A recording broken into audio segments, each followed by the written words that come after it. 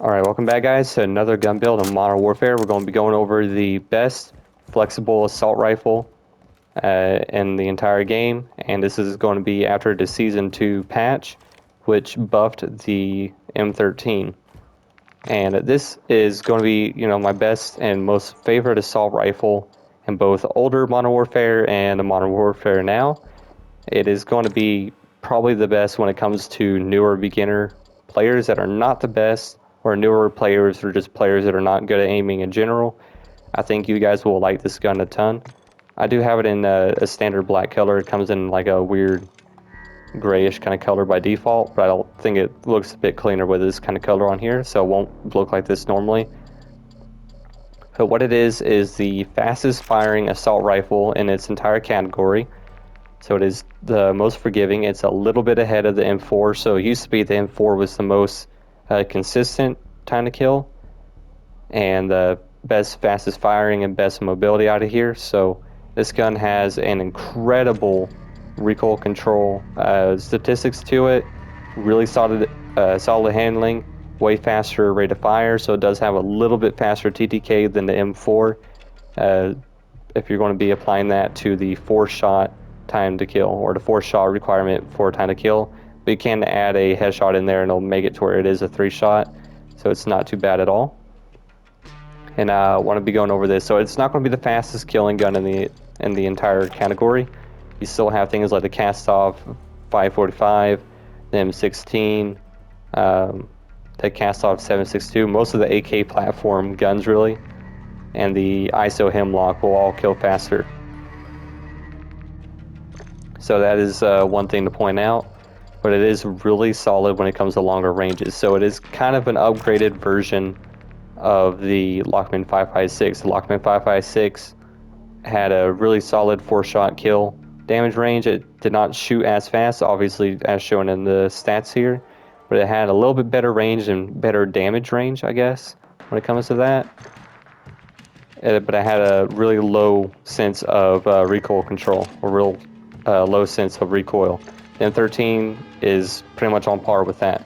So let's go ahead and go over like one of the best builds I like running for the gun to keep it mobile and still having really solid accuracy. So we're not going to be putting on a longer range barrel. The gun, like I said, already has really solid recoil control benefits and already really decent assault rifle ranges. And for the faster fire rate, it is going to make it to where it does have a faster TDK at outside of its effective damage range compared to other assault rifles, and still be forgiving, so you're able to spray them down pretty fast. So it's not going to be the end of the world when you do get out to longer ranges. And that's what's really cool. This gun excels in longer ranges and still has really solid mobility.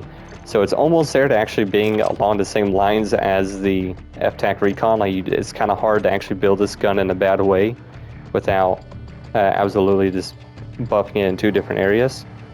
So we're going to go over to the laser, and we're actually going to be putting on the VOK LZR 7MW laser. This will increase your aim down sight speed, aiming stability, and sprint to fire speed, which is overall increasing your speed altogether.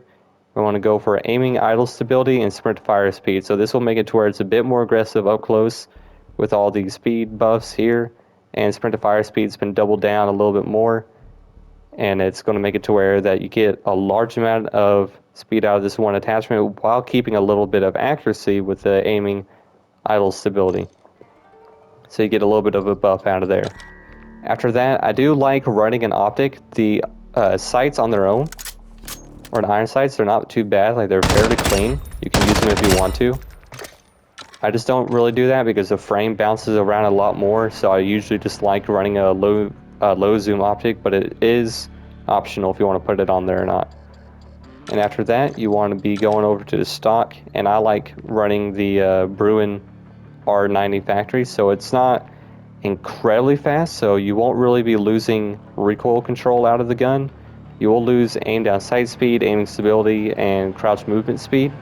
So it is a little bit heavier, but it's not too bad. You can get aim walking speed, sprint speed, and recoil control. So you still get mobility out of the gun. You won't be losing a massive amount. You're kind of trading a couple of speed stats for a couple others, so it's kind of a weird trade-off there.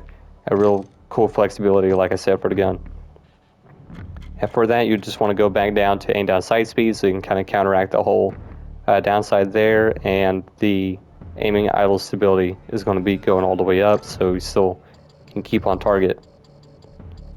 After this, you want to go to your ammunition, and you want to go for a high velocity. The gun has really solid recoil control, so you might as well go ahead and give it a little bit of better hit detection at longer ranges, so it's not too bad.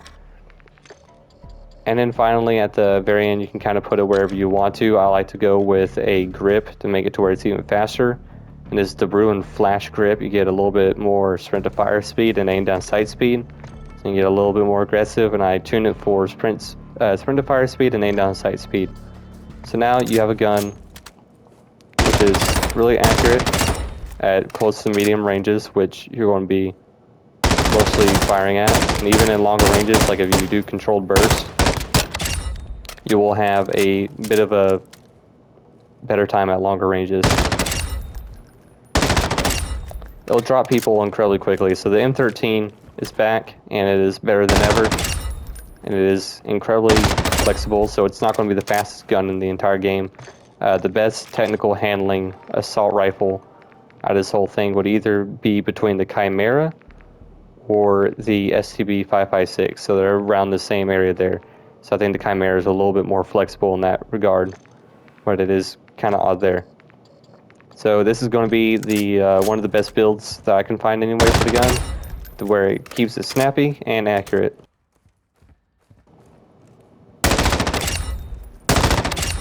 If they do end up buffing this gun again, I swear it's going to be like one of the best assault rifles in the entire game. They already made it to where they already messed up with the F-TAC Recon. They just turned that thing into where it is an absolute powerhouse of a gun.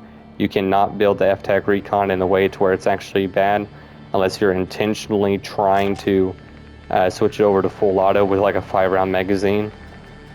And that's like the most funniest thing. So like the M13, it is now to where it is best for giving, not the fastest time to kill, really good in handling, just everything already repeated like once or twice now through this. But it is something I really wanted to bring attention to because I see no one using this gun. They're more so using the Chimera for some odd reason. That gun kills in 4 shots as well, has way less range. Like I said, it has more handling, but it's also built for being more so SMG, kind of like the Cast-Off 7.4U or the SCB 556. So it's not really the best in any kind of recoil control or any kind of flexibility at all when it comes to longer ranges. If you want that, then you want to have to weigh it down with a larger barrel, and that just absolutely demolishes the mobility of the gun. So M13 by default already has that recoil control locked in and ready to go. So there you guys go. Let me know what you guys think about the gun down in the comments. Thank you guys for watching, and I'll see you in the next one.